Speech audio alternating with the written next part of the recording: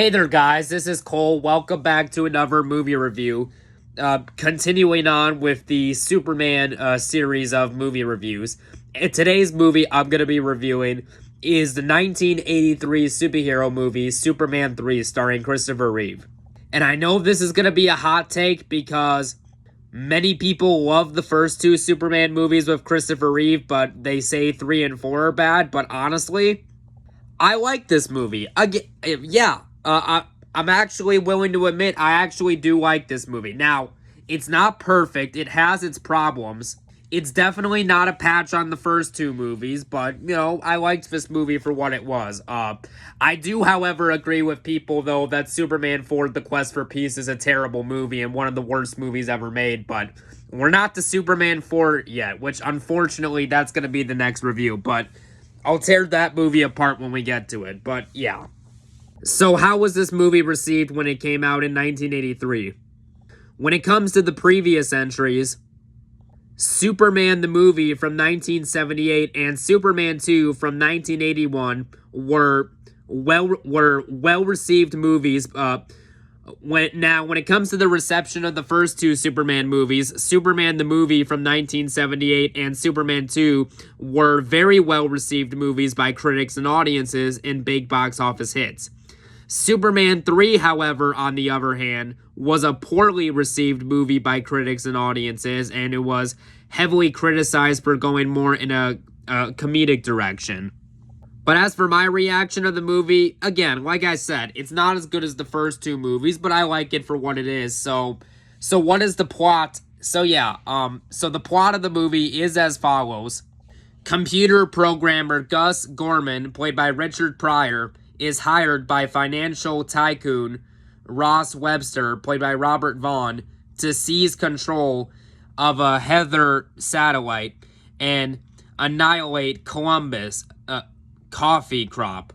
When Superman, played by Christopher Reeve, manages to mess with the plan, Webster commands Gorman to use the satellite to locate Kryptonite, the Man of Steel's weakness. But a missing, unknown element in Kryptonite, replaced by Gorman with tar, causes an unintended side effect when presented with Superman. So that's basically the plot synopsis without giving away too much spoilers, and I thought that this was a rather good plot. Now, the plans for this movie were actually pretty different. In fact, everyone is familiar with nobody likes the movie, but, everyone is familiar with the 1984 superhero movie, Supergirl. Well, originally, that wasn't supposed to be a Supergirl movie. In fact, the original plans for Superman 3 was gonna be a Superman and Supergirl crossover movie starring Christopher Reeve as Superman and Helen Slater as Supergirl. And the title of the movie was going to be called Superman 3 Supergirl. And the original choice they had in mind for the villain of the movie was going to be Brainiac, which Brainiac is by far my favorite Superman villain. And they haven't used him in any of the movies yet for whatever reason. That would have been awesome to see Brainiac in one of the Christopher Reeve movies. But, oh well, it is what it is. But anyways, getting into the stuff I like, without further ado, let's get into my review of Superman 3. So, the movie starts off with our character by the name of Gus Gorman, who is played by Richard Pryor, who, to be honest, I have only seen Richard Pryor in one other movie besides this, and that, of course, is the 1978 comedy movie, Smokey and the Bandit, which I do rather like that movie. I do think that is a rather funny movie. One of these days down the road, I might review that, but, it was nice to see Richard Pryor in here because I like him as an actor. And in this movie, basically, the computer programmer, Gus Gorman, he's basically in financial debt, and he's basically been unemployed for like about 35 to 36 weeks, and it's not looking too good for him, so to speak. But, however, throughout the course of the movie, he's trying to get into a job, and eventually he lands a computer programmer, which I thought, okay, not a bad job. And I know a lot of people said that they don't really care for this movie because they don't like the comedic direction it took. I honestly think the comedy works pretty well in this movie. Like, there's a scene early on in the movie where where there's like a blind man walking in the street, but like his dogs run off on him, and then the blind man, he's pushing like a stroller, and then he accidentally knocks a guy. He knocks a guy into a sewer lid, and then he walks on top of the guy's head. I thought that scene, I don't know, just the way that scene was executed, I thought that scene was pretty funny. And I like the scene where there's a guy walking outside, who basically has an umbrella, but like he doesn't notice it, but like Richard Pryor is on top of like a stand, I guess you could say, where with a paint bucket, but the paint bucket accidentally some of it accidentally spills on the guy's head, but then he decides to put up an umbrella, but then he decides to put the umbrella down because he notices it's not spilling anymore, and then as soon as he puts it down, it spills on his head. I thought that scene was rather funny. And again, I like the story to Superman 3, you know? I thought it was cool to see Richard Pryor in this type of movie. And again, Christopher Reeve, once again, plays a rather great Superman, and this movie takes the idea of kryptonite, but it also expands upon it in some unique ways, which we will cover in the review. But anyways, Gus Gorman, played by Richard Pryor, he is basically dragged into this organization where he has to work with a villain because the villain of the movie, Ross Webster, basically wants to defeat Superman, so he needs Gus Gorman's help. And another thing I like about this movie is how I thought this movie connected to the first two movies, especially the first movie, pretty well, because if you remember in the 1978 movie, Superman the movie, granted, this is very early on in the movie, but when Superman is a teenager in the 1978 movie, he's friends with a high school girl named Lana who he's interested in dating, but there's this absolute jerk of a bully named Brad who takes her away from him. But anyways, we didn't really get to see those two characters return in the second movie. Here, we actually get to see Lana and Brad return, which I thought, okay, that was a rather cool idea, where Lana and Brad are basically husband and wife, and Lana and Brad basically have a kid of their own now. And early on in the movie, Superman, or Clark Kent, played by Christopher Reeve, he meets back up with Lana and Brad at a high school, basically like a high school dance, but there's adults and teenagers there, which I thought, okay, that was a nice little connective tissue to the first movie. And I thought that whenever those two people were on screen, I thought that, the actors' chemistry was really good. And I like the scene where Gus Gorman, played by Richard Pryor, he basically has to sneak into a building and stuff like that, and Brad is the one who works at the building, and then eventually Brad lets him in, and then but then Gus Gorman says, I got this work I gotta get done and stuff like that before tomorrow morning, and then Brad is convinced to let him in because Gus Gorman, played by Richard Pryor, basically gives him some beer, and but then but he puts something in he basically puts something in Brad's beer that makes him just pass out, and then and I like the part where Gus Gorman, played by Richard Pryor, is laughing, saying, you thought you were drunk, weren't you?" and stuff like that.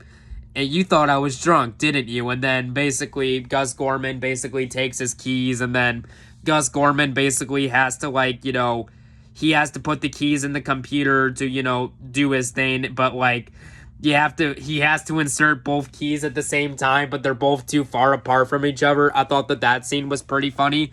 And I gotta say, there is some good action scenes in this movie. Like, for instance, when Jimmy Olsen and Clark Kent, basically, they're at a nuclear power plant, and, Jimmy Olsen tells Clark Kent, hey, I need you to watch me, so I can get some pictures and stuff like that. And then Clark Kent goes off as Superman because he sees that people are in danger and they need help. And I like the scene where Superman, he basically rips up one of the pipes that's stuck in the ground, but it's a really big pipe that a person can slide through, and then he just sets it on the ground, but like tilted like a slide, and then he basically just rescues the people from them, and then the people go down the tube like a slide. I thought that scene was pretty cool. And there's a lot of great practical effects in this movie. Now, if I do have a complaint with this movie, the practical effects and everything are really good, but I gotta be honest, there are green screen bits in this movie that really do not hold up the best. Now, but when it comes to the first two Superman movies, like, I thought the special effects were honestly a lot better in those movies, but the stuff that is practical here is good.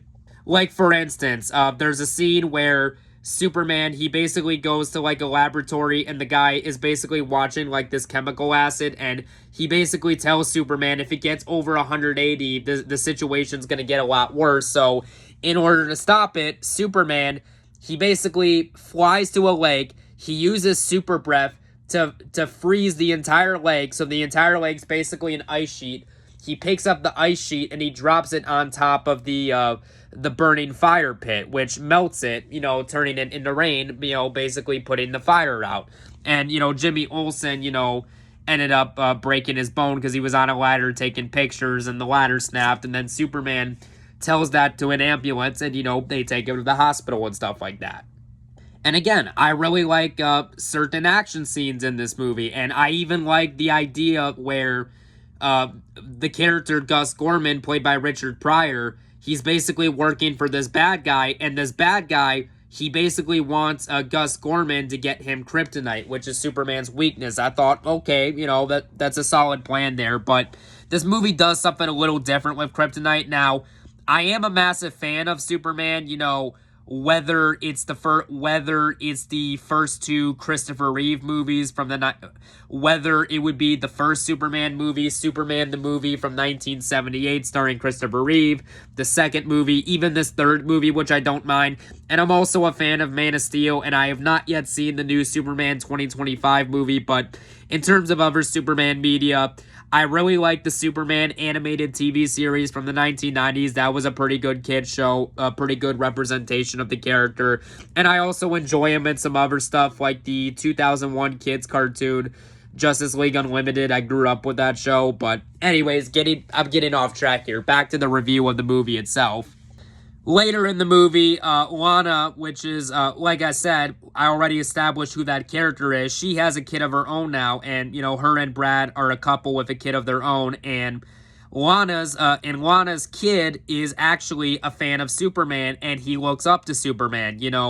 I like the scene where early, maybe at the 20 or so minute mark of the movie, maybe 30 minutes, Lana's kid is passed out on a cornfield, and there's like a crop cutter that's like very close to the kid, but then, Clark has to, run away as Superman and go rescue the kid as Superman. I thought that scene was pretty cool. And then Clark Kent, basically gets out the way and stuff like that. And then where no one's watching, and then to appear as Clark Kent, and he says that he found Lana and her son's dog.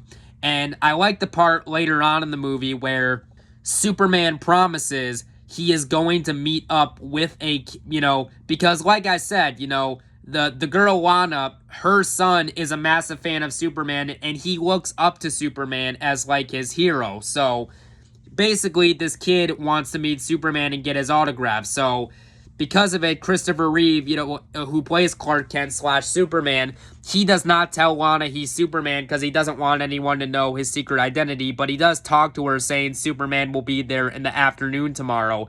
And I like the part where Superman shows up to the ceremony and everyone's cheering him on, especially the kid.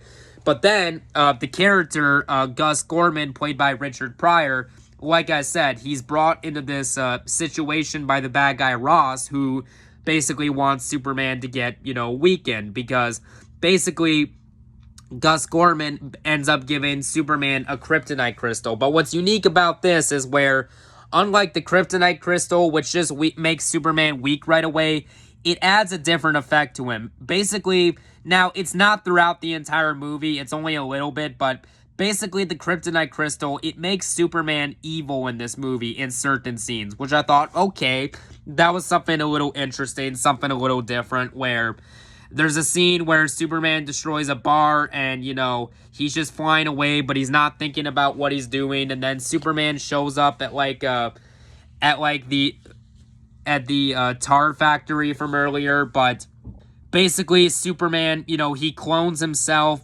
without really any powers, but but what's interesting about this is one clone is just basically a clone of Clark Kent, only as Clark Kent, and then the one that, you know, transported him out of his body is like an evil Superman he has to fight, but Clark Kent has to fight him only as Superman, only as himself and not Superman, so he has to fight an evil one. So I thought, okay, that was something a little cool, something interesting. And then near the end of the movie, Superman basically has to stop the bad guy, Ross Webster, played by, Robert Vaughn. And I thought Robert Vaughn gave a pretty good performance as the villain. Now, I don't know if this character was just an original character or a character in the comic books, but I thought he was a pretty good villain for the movie, and I thought he worked for what the movie needed it to. And I really like the scene where, you know, Gus Gorman, he decides that he does not want to work for the bad guys anymore, and he wants to help out Superman because the bad guys are trying to weaken Superman. But then Gus Gorman is like, stop it, you're hurting him, which I thought, okay, you know, that was interesting. That was something a little different. And then I like the part where one of the bad guys, which is a girl, is basically turned into like this robot that shoots lasers that Superman has to fight near the end of the movie. And, you know, he does manage to rescue Gus Gorman, played by Richard Pryor, and, you know, basically drop him off, you know, which I thought, okay, that was cool. And then Superman gets like a crystal that so this is the very end of the movie where Superman meets back up with Lana, only he doesn't meet her as Superman, he meets her just as Clark Kent, and the kid was very excited to have Superman over for dinner, but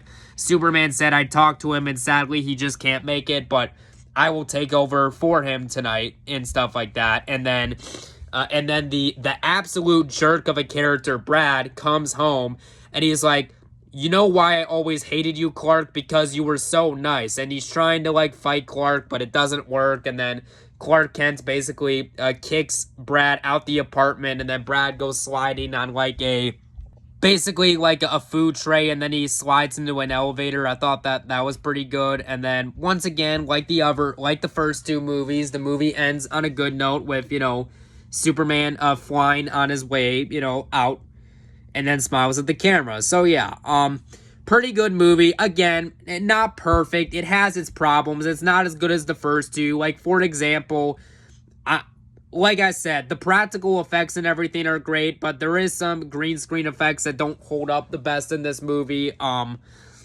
You know, I think the effects were better in the first two movies. I guess in terms of another flaw I have with the movie is that, again, I do like the character Gus Gorman, played by Richard Pryor, but I do wish that Superman maybe had I wish he maybe had a little more scenes in this movie, you know.